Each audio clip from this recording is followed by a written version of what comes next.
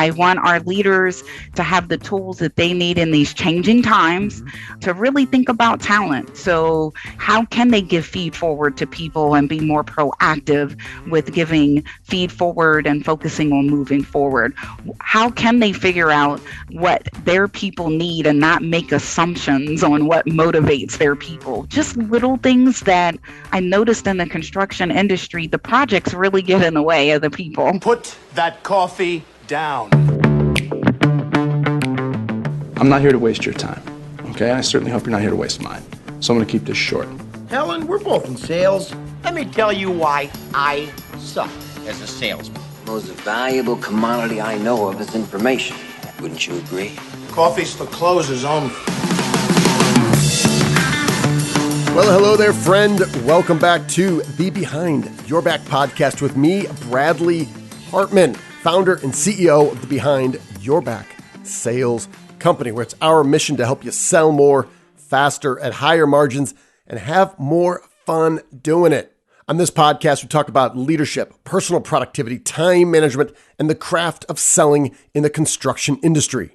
Now, this episode is brought to you today by our presenting sponsors, Capital One Trade Credit. We are thrilled to partner with them because we share the same values. We are extremely focused on helping you sell more, increase cash flow, decrease risk, and leverage technology to make it easier for your customers to build America.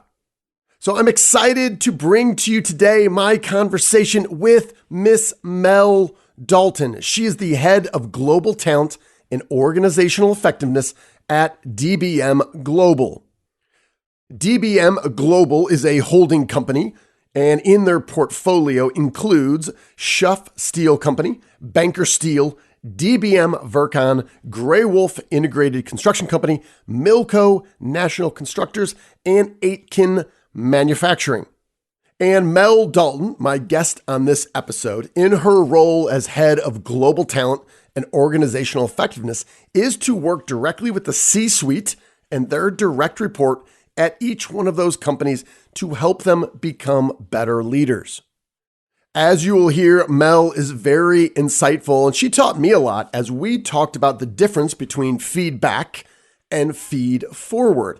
More than mere semantics, I think this is a really important idea that you can begin implementing immediately. We talk about when we're working with senior leaders, how we help them challenge their own assumptions and help them navigate around the inevitable challenge that is memorialized in the title of the book, What Got You Here Won't Get You There. And sometimes for leaders at all levels, what made them successful up to a certain point is the exact thing that will hold them back from moving forward and helping drive their companies forward. And that is what Mel Dalton is passionate about, helping them navigate around that and continue their ascent in their leadership journey. So without further ado, please enjoy my conversation with Mel Dalton of DBM Global. As always, thank you for listening. Miss Mel Dalton, welcome to the show. Thank you so much. I'm glad to be here. Yes, and I appreciate your patience. Technology, they say, is fantastic when it works. You have been wonderfully patient. And for me, I've gotten the value of, I think, listening to you, more than the audience has, as we've gone over these questions a couple times here as we get back rolling here. But let's just jump right in. I think you presented to me with this coaching principle that I think is really powerful. And it's a subtle difference. And maybe on the surface, it just sounds like semantics, but I think it's a lot more than that. Can you tell me about the difference between feedback versus feed forward? Happily. So as you know, getting feedback can be a little stressful, right? The minute someone comes up to you and says, "Hey, Bradley, I want to give you some feedback," everything in you kind of balls up into a ball. So I unfortunately had to give someone some very difficult feedback during a 360. Okay. And it was almost like I was punching them in the gut. And I wanted to keep from doing that to people anymore, because development is supposed to be an experience in which, you're learning and you're growing from. So I read a book called The Feedback Fix, which gave me the details by Joe Hirsch. And it really talked about being able to give people information to help them move forward and not focus on the past, but really focus on how can they operate differently and to serve the greater good and of course the business or the project, whatever you're working on. So I use this approach with another person I have to give 360 feedback on. And wow, the difference was amazing.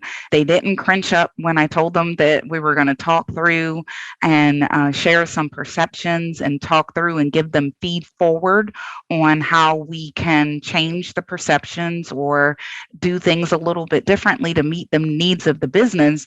And they really thrived on their development conversation. They moved forward with their IDP, whereas the previous leader, they're no longer with us. And I don't think that they really got as much as they could have out of the experience had we been more focused on how do we move forward and what can we do differently and how can we think of things like what if we did this or what if we tried that. So I really do like the approach. It's one that fosters development and focuses on action and moving forward and not backwards. And we also use it for new leaders assimilation. And so, as you know, a lot of us in the construction industry, because we have so many retiring leaders, we're succession planning. So it's really not good for new leaders to come in and talk poorly or about the previous leader and focus on what they did or didn't do. So to help them with that task, they're asking the business for feed forward. How can the department serve them better? What would they like to see? What would you like them to continue? So just keeping things moving forward instead of getting stuck in the past. Yeah, I think it's something, it's simple, but once you say the two words moving forward, it immediately draws that line, says we can't control what's happened in the past. As long as this is clear, moving forward, what will we do? And it immediately kind of changes that perception. And dude, I think a lot of what we do, and I think a lot of what leaders can really help their teams with is understanding that we want to draw insights and we want to learn from the past. But a lot of times we spend a lot of time being defensive about what happened or explaining away the context or sharing why something happened. At the end of the day, it doesn't matter, right? Moving forward, how do we do that? It has me thinking about your role and if there's any other things that you've learned, because what initially really attracted me to talking to you was the fact that you spend all your time really coaching and helping the folks at the highest levels within DBM and the brands within your family of companies. So you focus exclusively on kind of the C-suite leaders and the people that support them. I think I know the answer to this, but I certainly don't know the context. I'm assuming there are some very specific ways that you give constructive feedback to C-suite individuals that is different than maybe mid-managers and certainly frontline employees. What are some of those key things that you might share with the audience when you say, hey, if you're going to give feedback or you're going to communicate with C-suite leaders that could be construed as coaching, here's a few important things to keep in mind.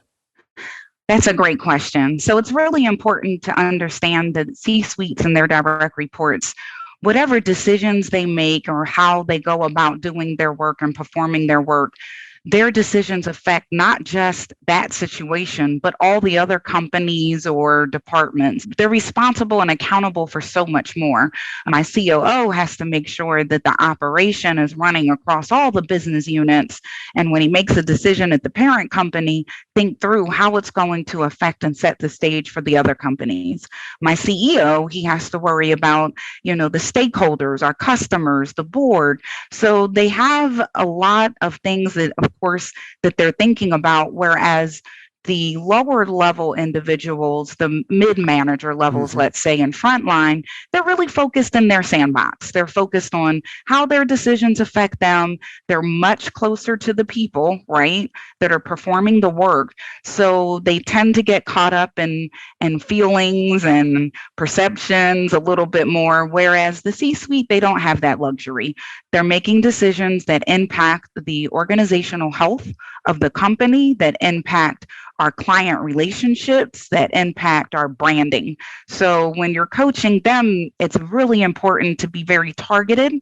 And I love being more forward thinking when you're giving them feedback on what if scenarios. What if we tried this? What is your idea about this? Just so that they know that we understand the bigger picture. Yeah, that's really interesting. So you brought that up twice now, kind of this what if scenarios.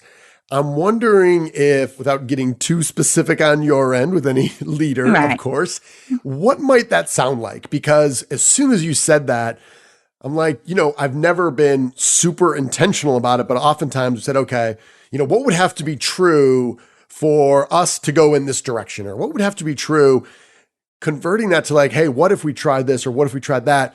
Are there any sort of kind of constraints to that? Or you said, hey, if you're going to start doing these scenario planning, if you will, within coaching, here's something to keep in mind, or to do this really well, this is what I've learned. Do this and not that in terms of this what if construct. So I'll use myself and 360s as an example. Okay. Most organization and leaders at the senior level, not just us, I think everywhere, they tend to use the 360 sometimes to build a case against someone so that they can get rid of them. I mean, come on, we all know that that's what happens. So I went to my executive team and I said, look, we need to use the tool for what it was intended for. What if we just did it for the individuals that are high potentials or those that we want to move into other positions? What does that look like? And what does that mean to the business? And I try to help them think about the impact of the business and present it in a way that they understand, that I understand that they do need to get something done. We just might not, we want to be mindful in the way we approach it. And I shared with them, look, once the 360s get out there, we don't want leaders that we were trying to build a case against to leave. They share that experience with the high potential employees or someone we're grooming. So we don't want that tool to get mixed up. So when I say what if, we could do that. Another way is sometimes they'll come up with ideas and they're good ideas, right? But again, they're executives. They're thinking about the bottom line, the revenue supporters, the revenue generators.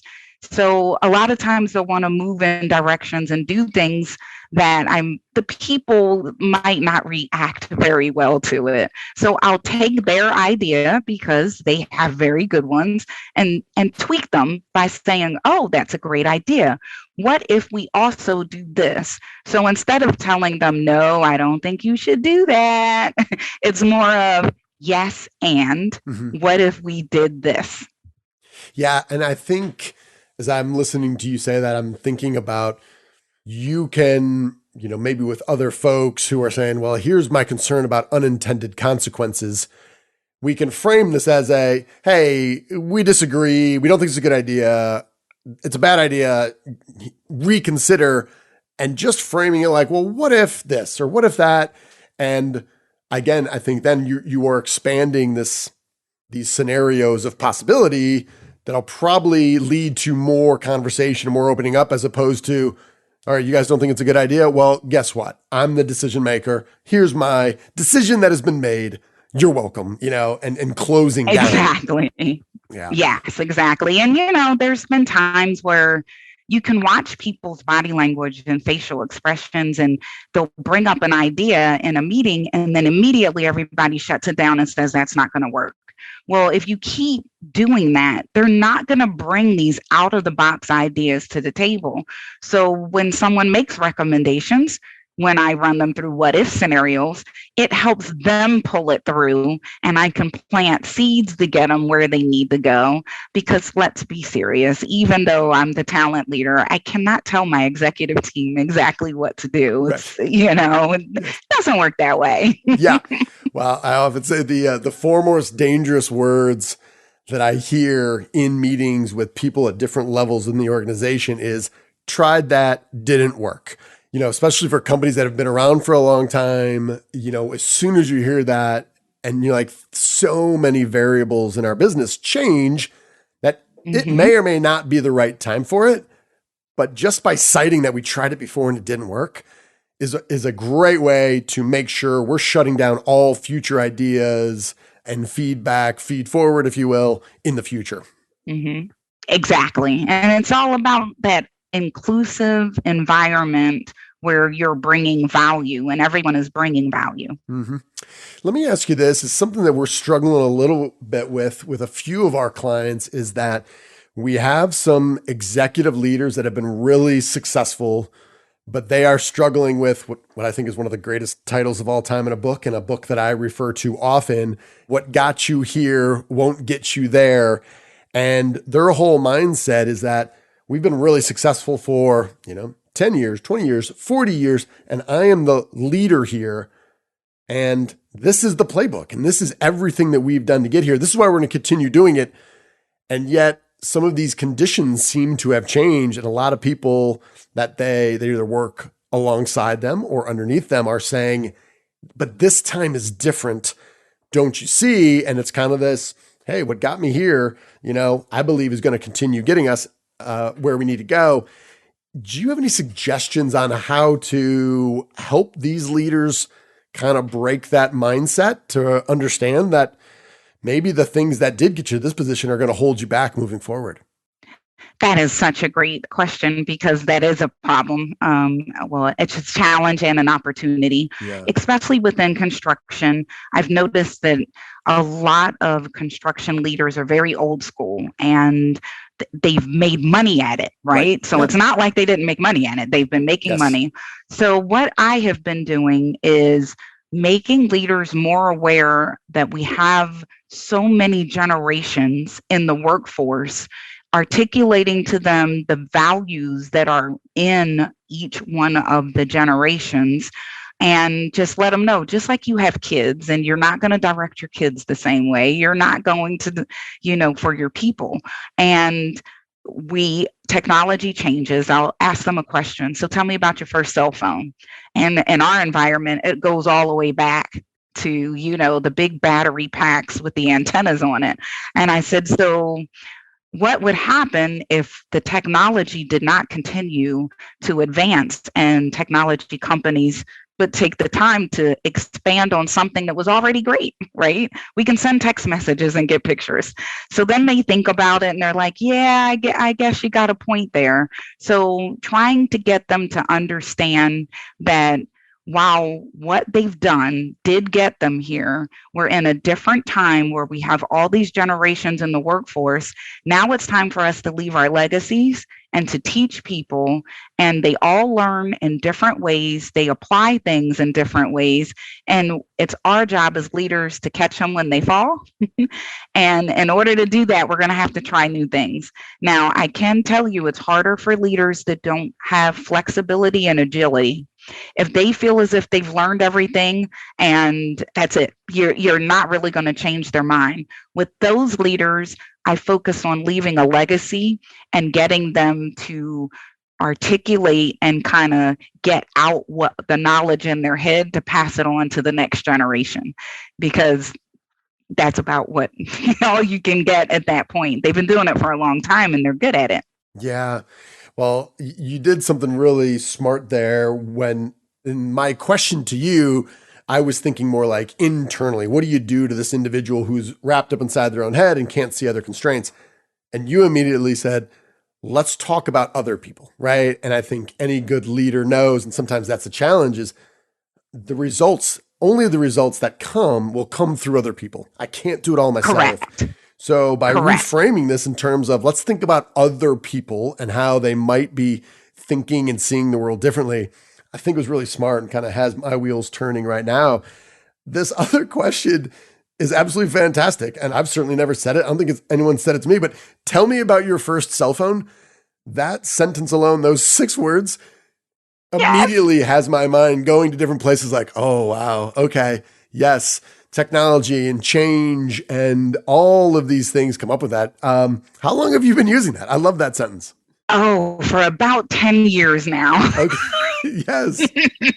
Well, because when you think about change, the one thing that has changed rapidly but advanced through different ideas and different uses is the cell phone. Yeah. I mean, at first we used to just make phone calls, then we were able to text. Now you've got every app imaginable, and you pay things with your phone now, you talk to people, you see them, and everybody uses it. So I haven't tried it though on a leader that's still on a flip phone. So I don't know if it's going to work with them. Yeah. Well, it's interesting. Behind me here in my office, I don't know if you can see it here. I have a red rotary phone that I had to spend probably about 10 to 15 minutes explaining this to my children on how it worked. But I have it there for different reasons. But this idea about you're right. It's so present. And you do not have to go back many years to look at a phone and say, oh my gosh, when is that from? 2012. Correct. Not that long ago, a decade ago, but so much has changed. I love that. As we talk about kind of time management, one thing is I started thinking about your role within DBM, the family of brands and the different companies and the different leadership teams. I am fascinated to know, how do you manage your time in a way where it doesn't seem like you are investing your time to help a certain team develop more than others? Because I can imagine people would say, Mel is awesome. She's wonderful. I want her more on my team. And yet, right, you got different brands and different teams within DBM. How do you handle all that? Now with that question, I'm not going to be able to share this podcast with my boss because my development area is the fact that I do not say no. Okay. And in order for me to be effective, what I personally do is I actually have a coaching planner, okay, and I track how much time I'm spending with specific leaders. I check it every quarter so that I can make sure that the love is equally spread. Because to your point, if I spend more time in one business unit or with one leader, it's like, well, hello, Mel, over here. Did you forget about us? Yeah. But I'm also taking it up another notch by making sure that my interactions with the other business units, I'm making sure that they're getting along with the other business units by sharing what I'm doing with each one of them and encouraging them to reach out to each other, to be like accountability buddies, to get ideas. If I give risk management a tool and then I have to do something with safety, I'll say, hey, safety, I use this tool with risk management. Reach out to that leader and let them describe to you how they used it and what the benefit was. And that's been going a lot better because then it's like they all see they're getting the same level of service. Yeah, I can only imagine that's an ongoing battle. I think with data, answer with data. Hey, I'm being intentional. And then, if it gets a little out of balance, you can come right back in and adjust accordingly. That's exactly. obviously smart. One thing we're talking a lot about right now with many of our clients as they look at their goals for 2022, very quickly in our industry right now, the market's really good. The economy's strong, obviously with supply chain and the pandemic, and there's lots of challenges we've got, but overall things have been pretty good. And I think a lot of our clients see a lot of opportunity over the next 12 to 18 months. Part of what we're trying to challenge them on is what is the one thing? How do we simplify this and not just have a laundry list of goals and objectives that it's really hard to distinguish just one that we really want to focus on? How do you help your leaders really just focus on one or two or three things just to make sure we're really achieving those goals? That's a great question. We actually engaged an outside consultant, and we're going through an initiative right now based off of the book Good to Great. Okay. So the executive team has taken the time to come up with our Hedgehog concepts. We are also making sure that we're having strategy meetings, and they're getting 1 to 4 rocks. And those rocks, those core things, they have to check in on with their assigned leader every quarter. Now, with the rest of the organization, mind you, we're very big. We're really trying to get away from yearly goals and go to quarterly goals. That way, everyone's staying focused in the quarter and they're not wandering off doing other things. And then my COO, he loves having parking lots. So we capture everything that needs to get done. You have your rocks, But then you also have these parking lot things, items. And that way, I guess it helps us all know, hey, we know we need to get to it, but we commit to him that we're going to focus on our rocks. And then in our free time, we'll work on our parking lots. All right. You mentioned a few things in there. I want to break them down. Let's start with the Hedgehog Concept. Can you go and explain that? Because this was really, I was planning to launch my company I launched in 2011. This was probably the single most valuable concept for me as I kept on figuring out, hey, what are the odds of us being successful if we do this? And kind of those three elements within the Hedgehog Concept. Can you explain that for folks who aren't aware of it? Yes. So, well, first of all, I do recommend that everyone reads the book. Yes. The book is just amazing. And I've read it now a couple of times. I'm not going to tell you that it's easy to implement everything, though.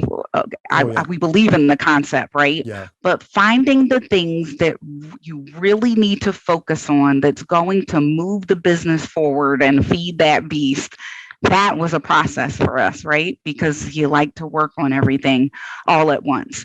We did a great job, I think, of capturing our current state.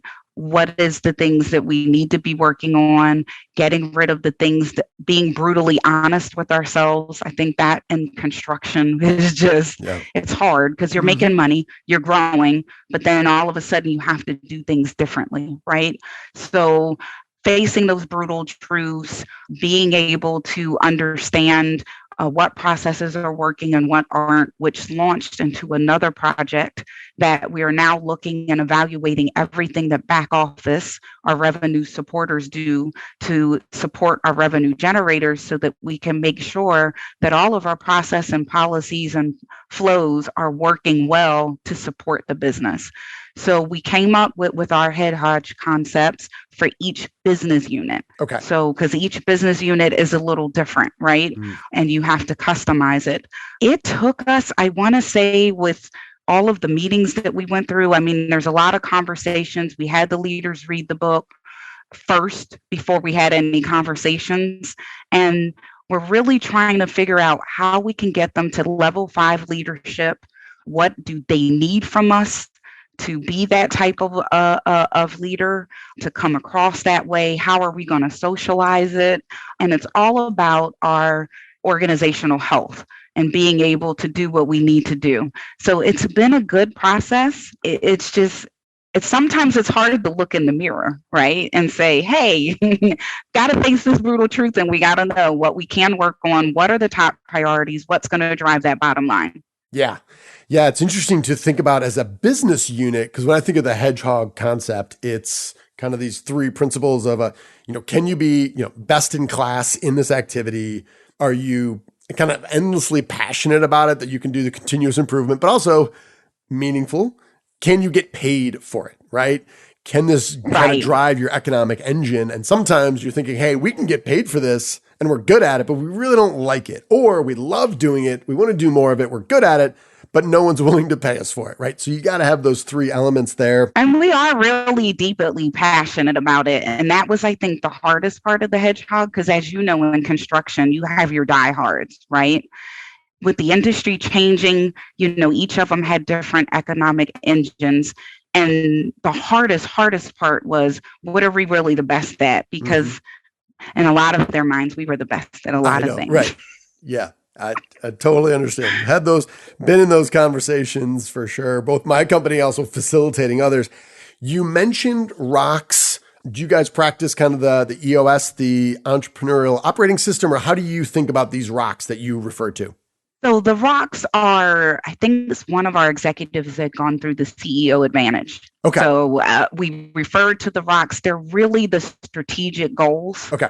And that's what those are. So each rock is really their strategic objective or their goal. And then, of course, they have all their action steps that goes into it. But they can't have more than 4. Yes. Okay. So, my rocks right now are talent acquisition for craft and professional recruiting. And then, of course, learning and development to continue the professional development for coaching for our people. And those 2 rocks alone are Yeah. very expensive. I was going to say, yeah, absolutely. Both could be full-time jobs. And then it Yeah. sounds like the parking lot sounds like it's a good idea. It deserves further consideration or evaluation. We do not want to forget about it, but it's kind of off here to the right. We're putting it over here so we don't lose it, but also it's not a current priority right now. Is that fair to say? Correct. Okay. That is very fair to say. It just helps us get it out like we know. I know, my boss knows, we all know that these things need to get done. Yeah, absolutely. And it's one of these subtle details that drives outstanding performance is constant focus on goals and the necessary steps that lead up to them. I know it's not sexy, and people will often roll their eyes because we're constantly referring to these goals and the steps that lead up to them. However, they are the fundamental building blocks for high achievers. So you just got to keep it front and center. So applaud you guys on that. I want to make sure before we go, and again, I appreciate your time on a Friday afternoon. I want to ask you about your own podcast. Obviously, I was excited to have you on ours. And then we were talking about kind of internal podcasts, what you're doing. Tell us, what are you doing with podcasts within your own business? I'm in the process of creating a podcast. It's going to be 7 minutes about talent. Okay. And all I'm going to do is share tips for our leaders on how they can keep their workforce engaged. And I came up with this because I know we're in the Great Resignation. I understand that, but I want to turn it into an anti-Great Resignation, right? I want our leaders to have the tools that they need in these changing times to really think about talent. So how can they give feed forward to people and be more proactive with giving feed forward and focusing on moving forward? How can they figure out what their people need and not make assumptions on what motivates their people? Just little things that I noticed in the construction industry, the projects really get in the way of the people, right? So you got to figure out that balance. So I figured 7 minutes about talent, show them different tips and tricks. Once I get a couple of them out there, then I'm actually going to set up time with people in the business that are using the tips to share how they used it, what was the end result, how they customized it for them. Because another thing is, as talent and HR professionals, we can't be prescriptive to people on how they use a tool. We have to be able to help them adapt it to what makes them feel comfortable so that when they use it and they're engaging with their people, it's not like a canned speech or they're pulling out a piece of paper and reading everything from the piece of paper. Like you want it to be or feel organic. Yeah. Having these tools that are adaptive and I fall into this, is when we create a tool and it works for maybe a company or multiple companies and we roll it to someone else and they say, well, what if we tweak this or that? And sometimes I want to push back and say, it works. We know it works. You change. And then I take a step back and I realize my client is giving us feedback. Why don't we try to help them and say, hey, what if we tried it this way and let's see if it works? You also said something that I think is really powerful. I want to touch on before we go. You said projects get in the way of the people. What do you mean by that? The business almost has spider legs, right? You have projects you have to execute out in the field. You've got change orders coming in. You've got client complaints. You've got weather demands. There's just so much that happens in construction when you're trying to erect a building, a stadium, whatever it is you're trying to erect. So a lot of times leaders in construction, I think, get so wrapped up about meeting the deliverables of that project that they forget that it's not robots putting those structures up, it's people. You know what I mean? And that's what I mean by it tends to get in the way. We get so focused on getting the project completed, making sure it's on time, making sure it's under budget or at budget, that we forget that, it's the people all around us that is helping us accomplish that end goal. Yeah, well, I couldn't agree more. And I think this is a great way to end for someone who's in the talent business and so passionate and focused on it as you are. Mel Dalton, thank you so much for your time. Thank you so much.